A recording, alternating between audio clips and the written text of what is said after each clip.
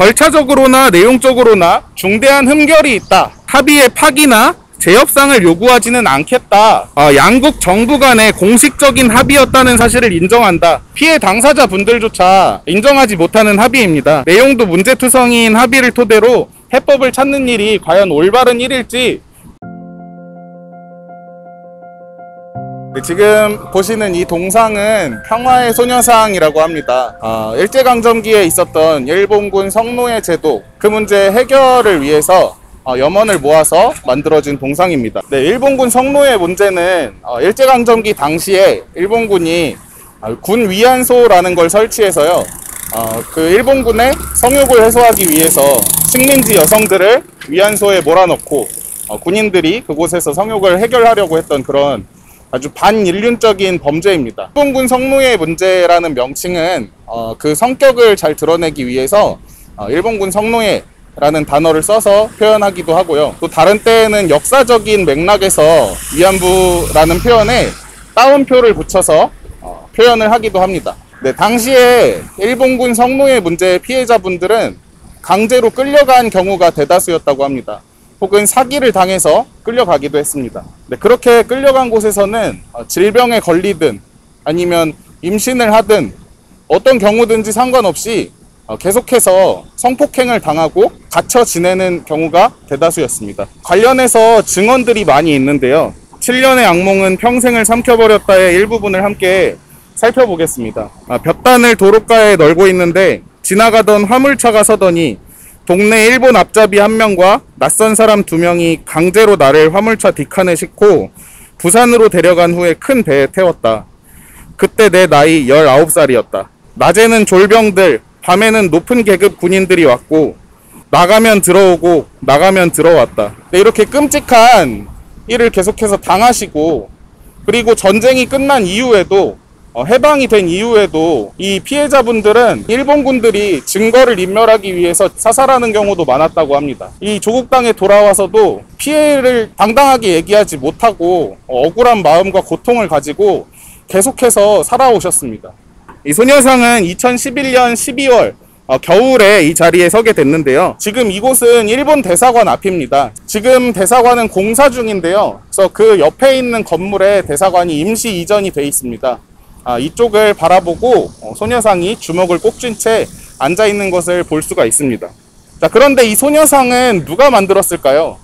나라에서 만들어줬어야 하는 게 이제 지당하지만 그런 행동이 없었기 때문에 결국은 사람들이 직접 나서서 위안부 문제를 기리고 그 피해를 해결하기 위해서 이 소녀상을 건립하게 됐습니다. 자, 박근혜 정부 시절에 일본과 1228 위안부 합의라는 걸 체결했습니다. 일본에 제대로 된 사죄도 없이, 그런데 이제 위안부 문제가 최종적으로 해결되었다라고 하는 믿을 수 없는 내용이 담겨 있었습니다. 그래서 피해자분들은 당연히 받아들일 수 없었고 많은 사람들도 그 합의를 반대하고 나섰습니다. 그런데 문제가 더 심각했던 것은 그 합의를 맺으면서 소녀상에 대해서 이 자리가 적절하지 않다라는 표현들이 나왔다고 하는데요. 그래서 합의가 있었던 이후에 실제로 대학생들이 텐트까지 치고 이 소녀상을 지키려고 곁에서 머물렀다고 합니다. 지금도 소녀상 옆에는 소녀상을 지키려고 하는 사람들이 아직도 남아 있습니다. 네, 그리고 소녀상은 이곳에 있는 것뿐만이 아닌데요.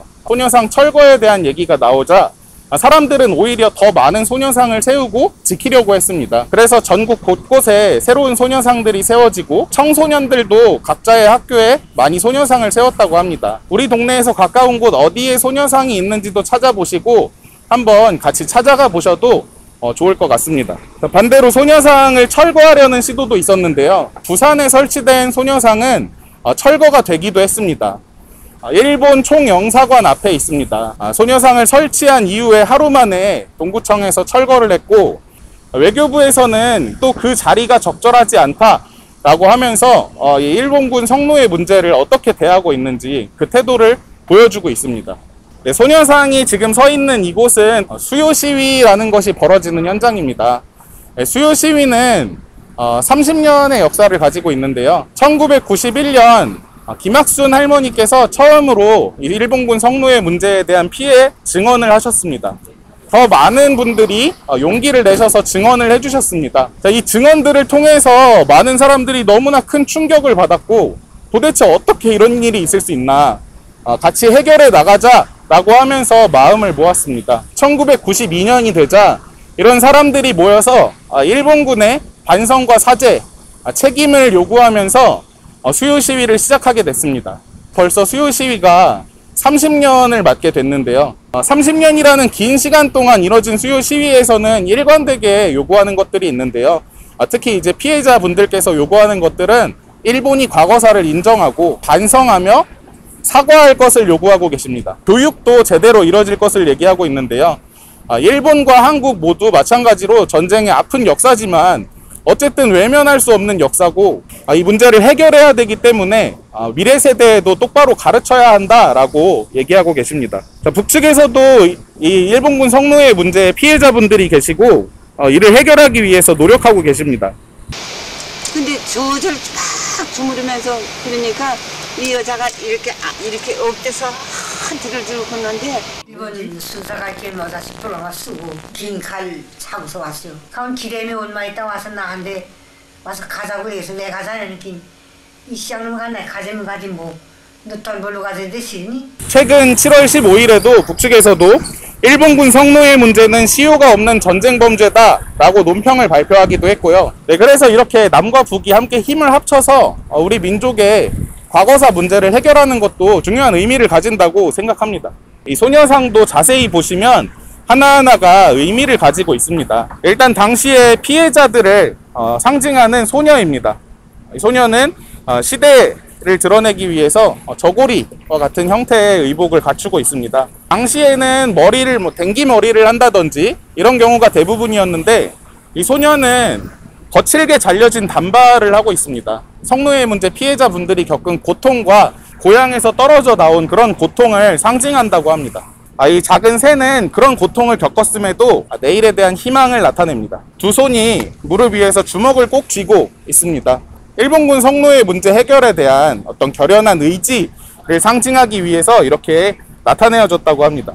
이 맨발도 발뒤꿈치가 땅에 닿지 않도록 만들었습니다. 조국 땅에 돌아와서도 혹은 해방이 되고 나서도 편하게 땅을 딛고 서 있지 못하는 일본군 성노예 문제 피해자분들의 마음을 대변하기 위해서 이렇게 만들었다고 합니다. 그림자는 할머니의 모습을 하고 있는데요. 연세가 드시고 그런 모습을 나타내고 있고, 그래서 소녀상과 이 그림자는 과거와 현재를 잇는 그런 뜻이라고 합니다. 어떻게 보면 이렇게 소녀가 할머니가 될 때까지 긴 시간 동안 이 일본군 성노예 문제가 해결되지 않은 것을 표현한 것이라고 생각을 해볼 수도 있겠습니다. 소녀상의 옆에는 빈 의자가 있는데요. 돌아가신 피해자분들을 나타낸다는 뜻도 있고요. 또 하나는 이 소녀상 옆에 누군가가 함께 앉아서 이 문제를 같이 해결해 나가자라는 의미로 빈 의자를 설치했다고 합니다. 일제강점기에서 해방된 지 70년이 지나고 첫 번째 증언이 나온 지 30년, 그리고 계속해서 수요 시위를 하고 있음에도 아직까지도 해결되지가 않았습니다. 일본은 과거사에 대한 책임을 인정하지 않고 사죄를 하지 않습니다.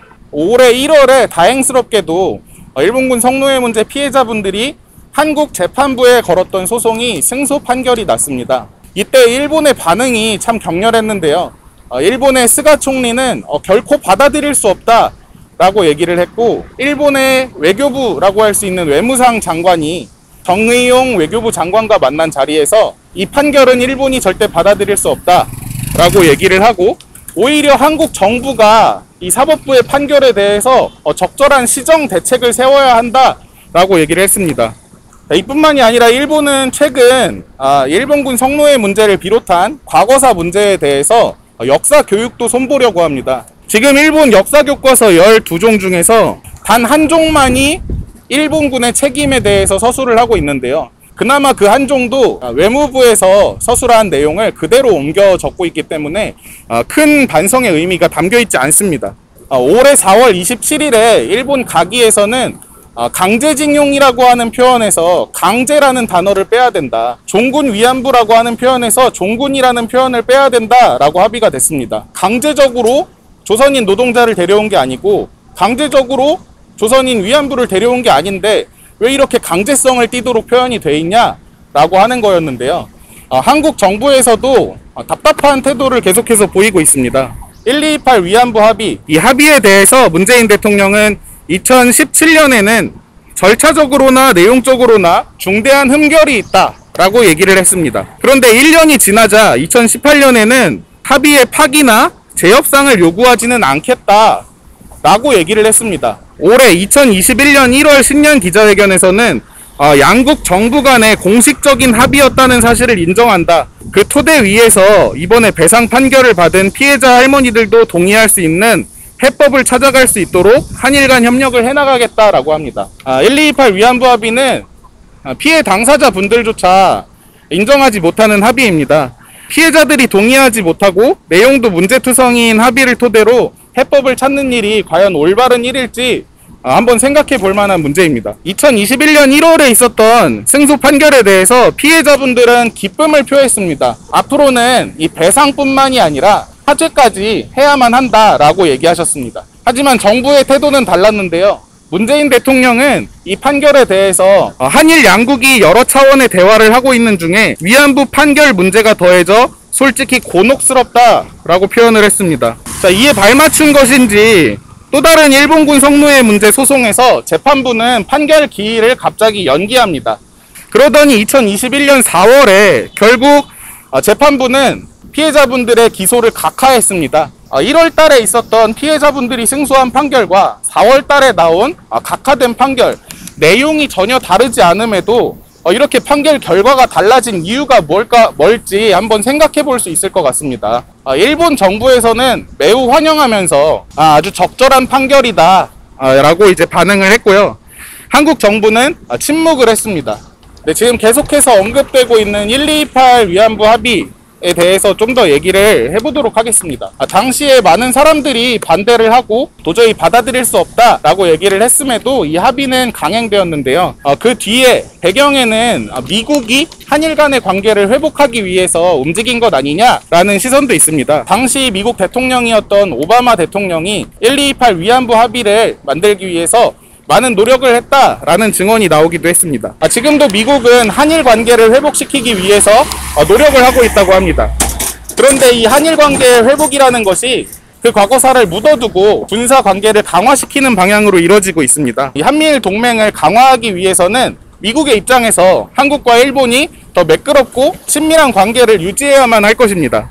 올해 2021년 3월에 미국의 국무부 장관이 방문을 하면서 한미일이 힘을 모으면 중국의 공격과 위협에 훨씬 더 강력하게 대항할 수 있다라고 기고문에서 밝혔습니다. 자, 동아시아에서 미중 간의 갈등이 심화되는 것은 한국이 일본에 과거사 해결을 요구하는 것과는 아무런 관련이 없는 일이에요. 그런데도 불구하고 일본에 제대로 된 요구를 하지 않고 군사적 관계를 오히려 강화하는 것이 과연 옳은 것일지 생각해 볼 만한 일인 것 같습니다.